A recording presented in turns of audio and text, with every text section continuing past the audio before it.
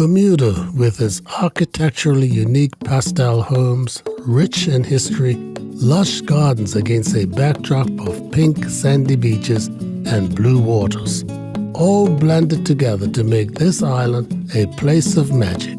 Small wonder the Calypsonian deemed it another world.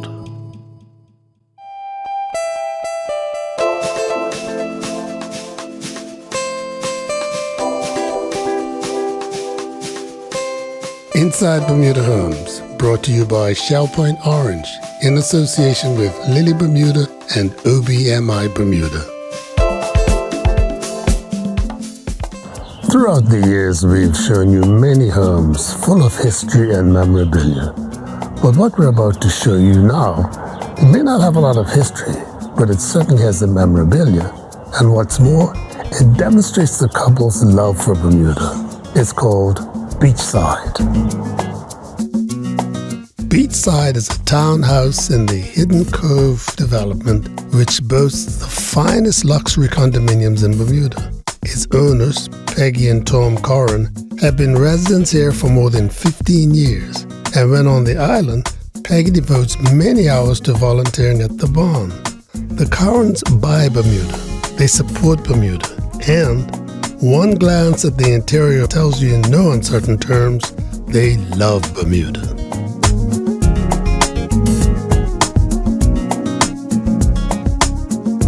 There are miniatures by Sheila Head, Chris Grimes, gracing the walls. Tom, who is an investment financier, shares what they consider is part of their island history. So tell me about this bird of paradise. Well, the bird of paradise is something that, certainly appropriate and works with the decor. But we had a problem because we had a box there, the panel for the circuit breakers. Really didn't know how to handle that. And so we went downtown shopping in Hamilton and had the dimensions of what we needed to cover, and this just worked perfectly. Perfect fit. These chests are magnificent. Where'd they come from? Well, we bought them here in Bermuda. They were at Furniture Walk, I believe, at the time, and we wanted a distressed look, something that looked old. And the floral design on the side seemed to work perfectly with what we were trying to do, and they matched. We needed something from both sides. The mirrors were part of it, and I guess we got really lucky. It works. And the carpets, tell me about these carpets. Well, the carpets were all purchased here in Bermuda at an auction.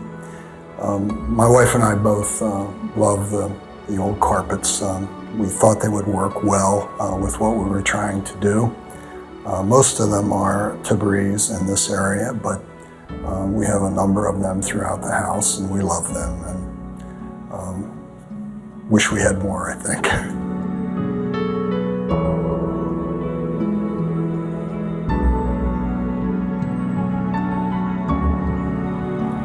So Tom, tell me about the significance of this piece. Well, for us, the significance is our youngest son was engaged about 10 years ago, and we were looking at decorating again and found this ballerina at Brown & Co. in Hamilton. Thought it was perfect. This little alcove is perfect, I think, to show it, and we're proud of our daughter-in-law, and this is something that reflects on that occasion.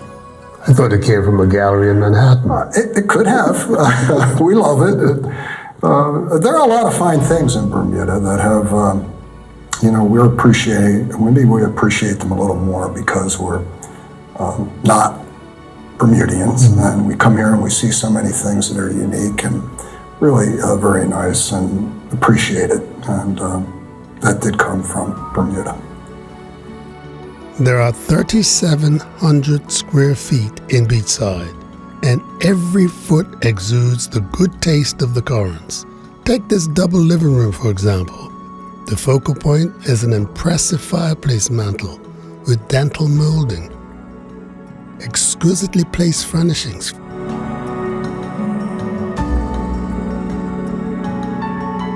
This delightful curio vitrine cabinet of unknown provenance, full of fascinating little collectibles, tiny snuff boxes, and other objets d'art, all bought at auction. So looking at these exquisite pieces of furniture, Tom, where did they come from? We purchased them here in Bermuda. This piece came from Smith's, along with the chest and the mirror. The armoire, again, we purchased that in Bermuda at Furniture Walk. Tom, I'm looking at the furnishings and the objets d'art in this room, and the paintings. I have to ask you, did you and Peg have the benefit of a designer or a decorator in this room?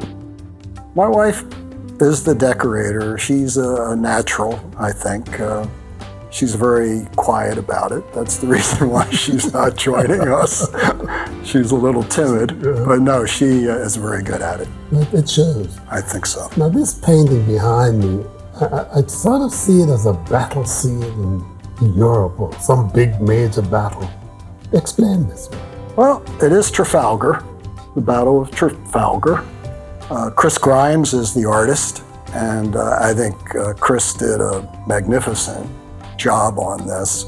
He's not thought frequently as a person who does ships, but I think he's done a marvelous job with this. We were visiting the dockyards and saw Chris out there, and this particular painting in his studio was off to the side. And I asked him about it, and we chatted, and we decided we wanted to buy it. It was about a year away from being completed.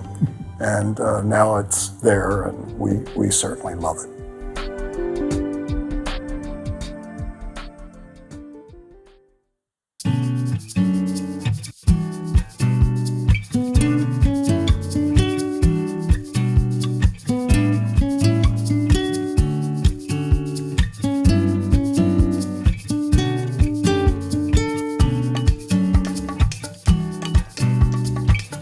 Come and discover the universe of Lily Bermuda at Stewart Hall in St. George's and on Front Street in Hamilton.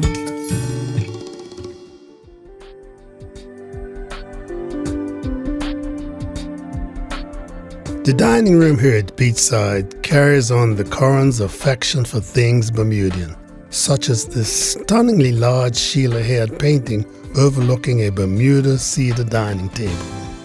The Sheila Head previously hung in City Hall, and I believe Sheila had loaned it to the city, and we talked to Sheila about it and acquired it for this location, and we hope it looks as good here as it did in City Hall. The cedar table we acquired at a Hammers auction, and we wanted Bermuda cedar, and that's what we finally settled on. The other paintings on the wall are Rona Emerson and Carol Holding. The carpet, we acquired again the carpet at a auction here in Bermuda. It is a Tabriz, and it's my favorite. And Tom, there's some very unique patterns on this chest. Can you explain it? Can't explain much about it, except we did buy it again at an auction here in Bermuda. It was a Hammers auction, and we thought it would fit really very nicely in this room. In the kitchen, the center island features a breakfast bar and bay window seating. This stunning photograph of a butterfly, the work of a Bermudian, and the draperies were made by a Bermudian. To complement the Bermuda art in this made-for-entertaining space is a corner cabinet. The corner cabinet is English. It's from 1800s England. It is fruit wood. We purchased it at auction. The carpet, again, it's another auction item. It's something we fell in love with. The red is not as dark as many Persians would normally have, and fits really nicely in the kitchen. The picture on the wall was a local Bermudian, Raz Macau, and he did the butterfly, and we just loved it. Again, we think it fits perfectly in this room. The drapes have been here, actually, since we purchased it. We bought them. The lady who helped us is a local, and we think, again, they work perfectly in this room.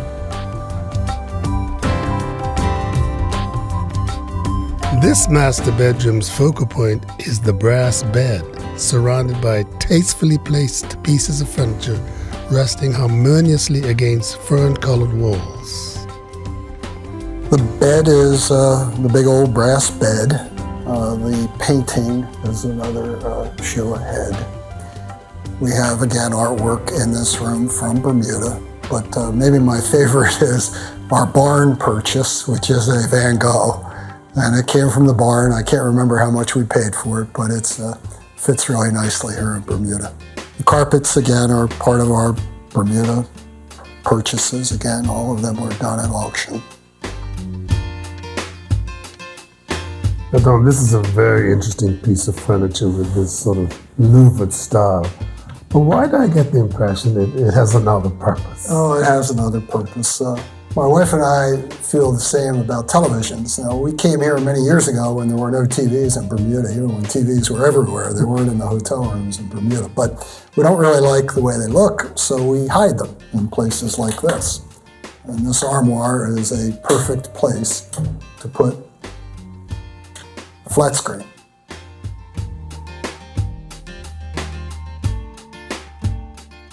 Anyone desiring a man cave in their house should tear a leaf from Tom's book. The leather-top desk, art, carpets, ambiance all reflect the beauties of this man cave. Well, this room is clearly decorated differently than the rest of the house. This is where I work, and I've gotten, in my career, I've accomplished so much working from here in Bermuda. My mind works better in Bermuda. I'm happier in Bermuda. As far as decorating this room, most of the furniture in the room came from National Trust sales. Two exceptions would be Chris Grimes. I have two Chris Grimes paintings here.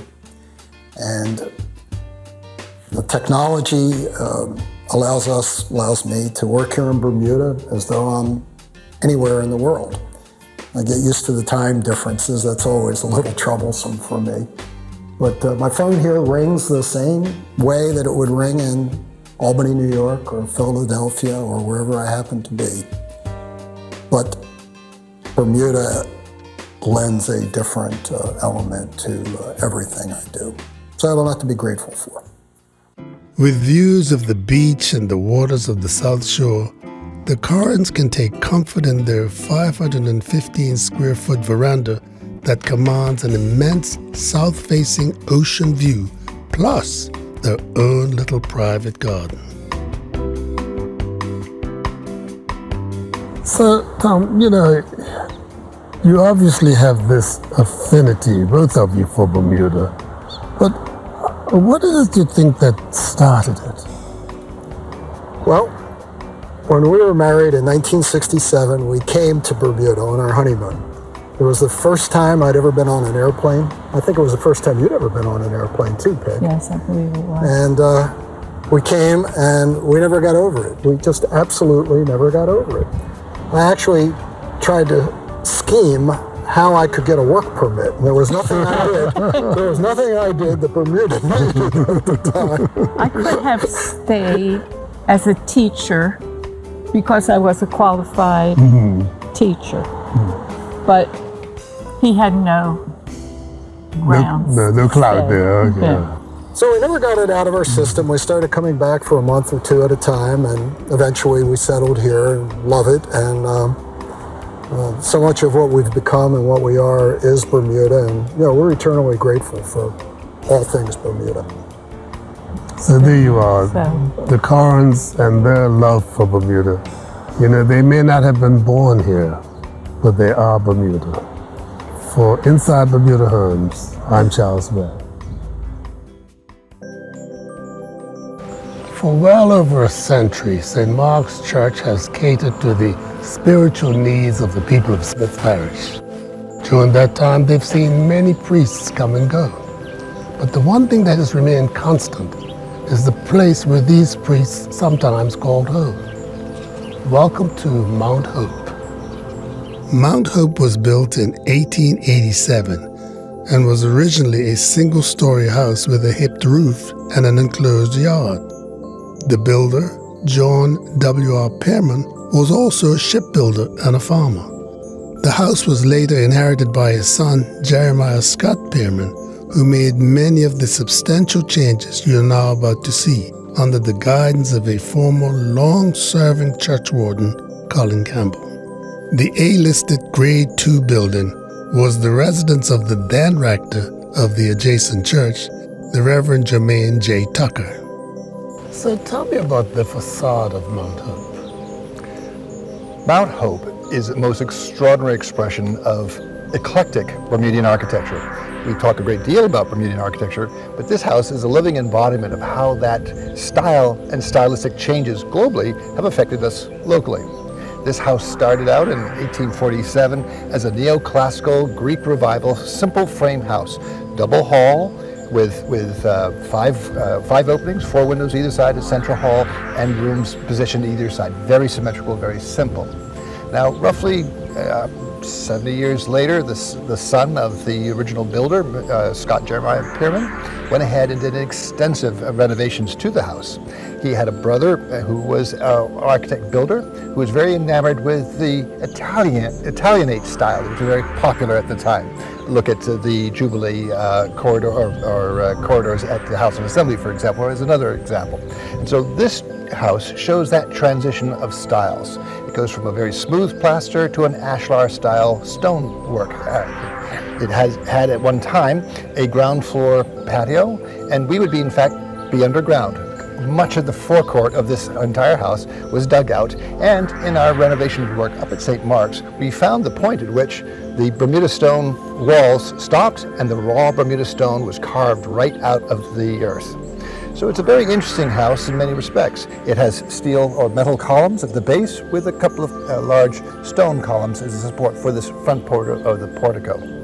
Now, it went through a number of changes. Scott Pearman had not one but 2 sisters, and in setting out the lower areas, I'm sure the lower areas was, one side was a study and the other side was a entertaining parlor. And then upstairs would have been the main living spaces for the family, his sisters and himself, and there was a kitchen on the back. Now, interestingly enough, we have some images and some photographs of St. Mark's Church showing the house and the resulting cottages in this immediate area. And they all show a very obvious similar style of architecture up to the 1877, and then clearly in the 1880s all of this quite changed. I'm fascinated by the color of this house. Was that the original color? Well, it's hard to say right now. I'd have to go around scraping down, but if I take my cue from the main church, which was built between 1847 and 1849, and this house was built in 1847 and 1848, I would dare say they would have been the same, which would have been a sort of a grayish lime wash, which would have been part, and then only the pilasters on the corners, which you can just barely see around the downspouts now, but are expressed all the way around the outside of the house. You will probably see the same sort of detail. It would have been painted white, and it would have been a smooth, creamy finish, not the stone shape that you have now. So explain to me these balustrades. Well, again, the balustrades, the original house had a very simple wooden fence with a series of columns on the ground, much higher. If you could imagine, just at the break of the stone columns where you see that little projection, that would have been the original ground level at this area here. And they had a simple porch and it was all open. Now, in this Italianate style, they really went all out to get all the details, all the bits. Now, it's interesting too, why would he go for this? Well, Scott Pearman was also a managing director and partner with Pearman Watlington and Company, who were major purveyors of goods and services for not only Bermuda, but the British Army and the Navy. They brought in food, materials, bits and pieces. So it would have been very easy for Scott Pearman to collect these items. These were all mass-produced and you could get them in catalogs, and this was very much the style at that time, and it showed the essence of an educated person. And so those persons who really wanted to show off to the world that they were educated, they would have had the most up-to-date style. Entering Mount Hope through these double doors with miniature panels, one would expect the traditional dining room across from the living room. But this is not the case here. Colin, I just love these tiles. What do they signify? These tiles, again, are an affectation of an Italianate style of tile work. You see it in the great cathedrals at Orvieto and in Siena. I've seen it in some places in Florence as well.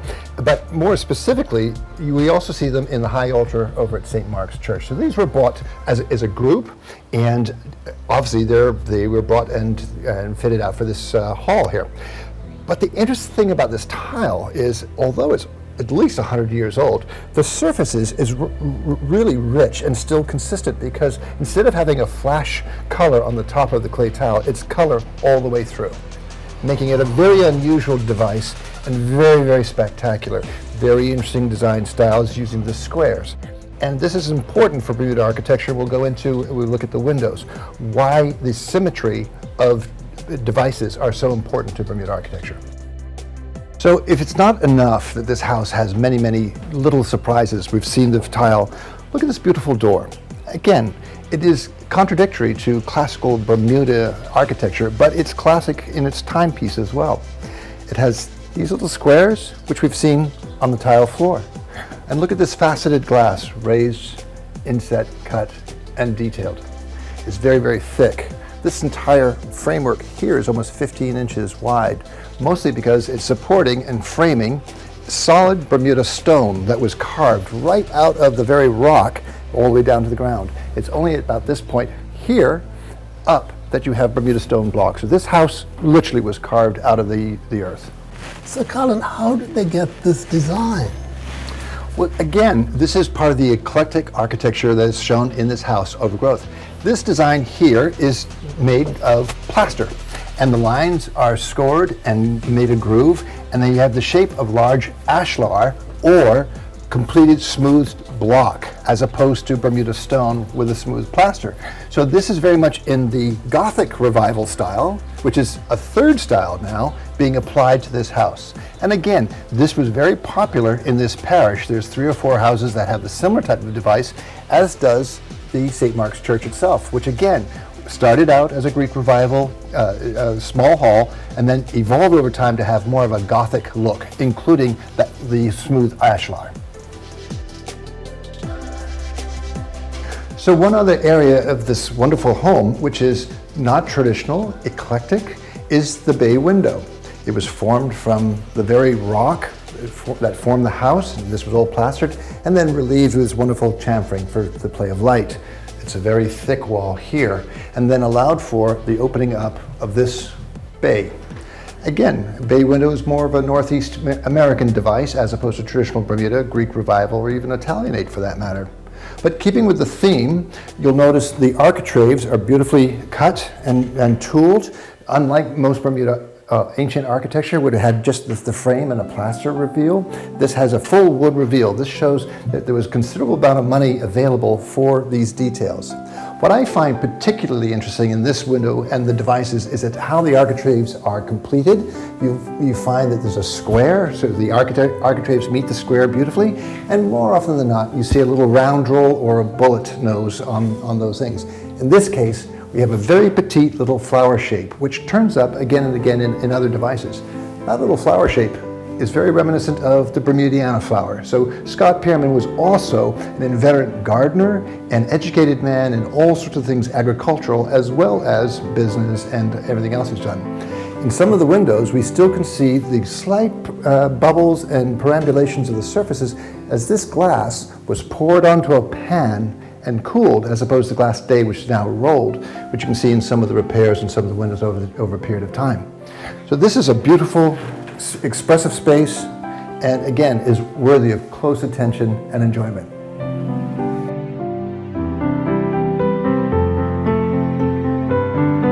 So tell me, Reverend, what is it like living in this historic residence?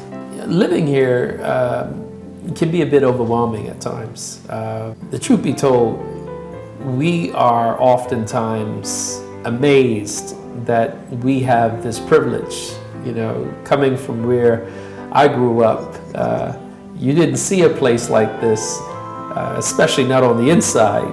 My wife and I have enjoyed living here and seeing the work going on around us.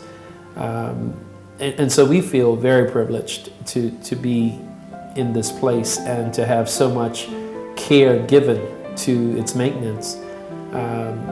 But it is a big place, and if my wife were telling the story, she might say it's too big. Another of the many features at Mount Hope is this marvelous baluster and reeded rail and staircase.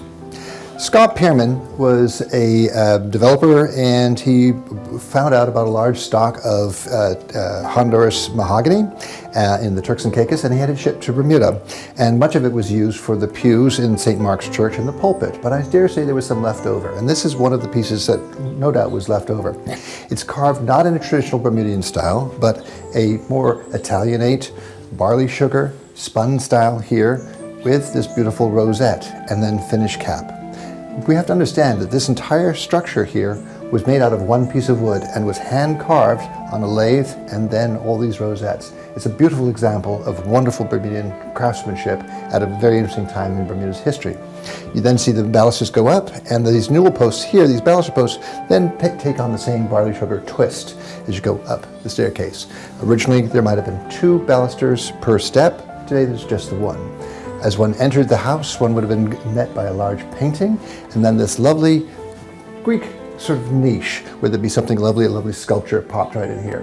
Again, it speaks to an educated approach to a domestic interior development, which wasn't usual in traditional Bermudian architecture, but now over a period of time has been cultured into, this is also part of our Bermuda architecture. The upstairs porch at Mount Hope looks out over the church spire and a verdant hillside, plus the sea beyond. So Colin, is this an original fireplace? This fireplace here was probably restored, or the chamber was restored post-1978 when the house was purchased by St. Mark's and lavish renovations happened. There had been a fire in this room, and we have seen examples of burnt woods and stuff here. This fireplace surround is a more modern affectation of a 18th century fireplace surround. It wasn't necessarily the same sort of style we've seen previously with the Italianate style, but there's enough details around this room to show that it also transitioned.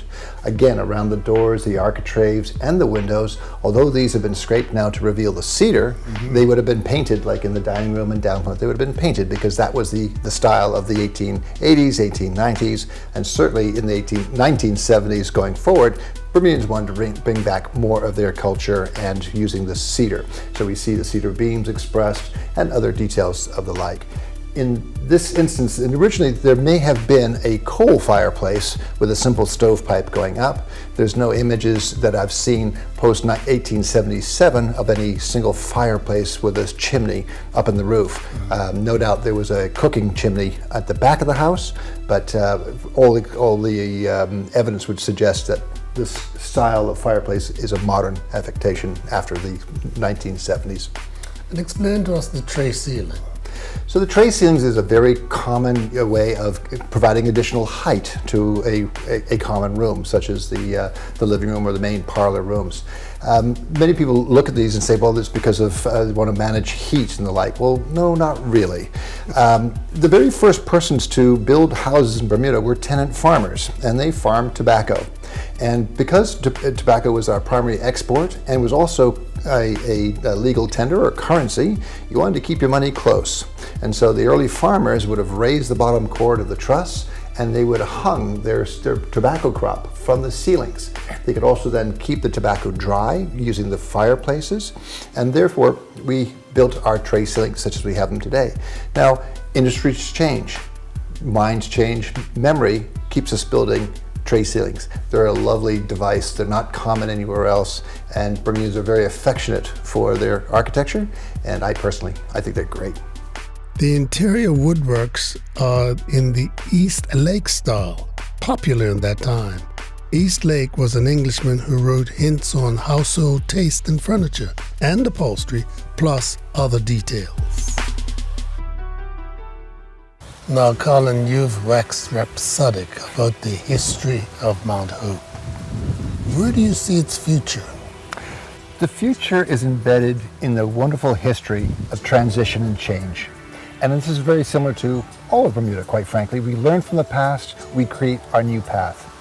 As an example, this little block here seems to be quite small, but this was built in the 1920s specifically for one brand new technology, the flushing toilet. On top of the roof, there was a great big cast iron tank. The water would be pumped to the tank to get the water pressure and then hit the lever and flush your troubles away. Now, interestingly enough, on this site, we still have the transition from the old technology to the new technology. I'd love to show you not a one-holer, but a two-holer bathroom that was a very common device in all Bermudian homes for many, many years. So this building here is another example of Bermuda architecture, which has now been supplanted by new technology. The bathrooms with the flushing technology in the 1920s introduced to Bermuda made buildings like this redundant. Buildings like this were very common all over the Bermuda landscape. They are the outdoor toilets, and they were set far enough away from the home. But in this one, the very essence of luxury has not but one, but two chambers. And they would have been nicely done with nice doors and done in this, again, very classic relief style. So here we have a classic example of the sustainability of Bermuda architecture and how technology is changing all the time. And this has been always a fascinating subject for people who want to know, how do people take care of their daily business? And we're as interested in this type of architecture as we do with the larger homes, and even the first question most people ask about spacemen and spaceship. Where do you go? Well, in this space, this is where people used to go, and for the time being, it's a water pump, but it will transition to something else. And this is another wonderful little example of classic Bermuda architecture. And it's that classic Bermudian architecture that sums up the beauty of Mount Hope and gives us hope for future generations. Here at Mount Hope, for Inside Bermuda Homes, I'm Charles Webbe.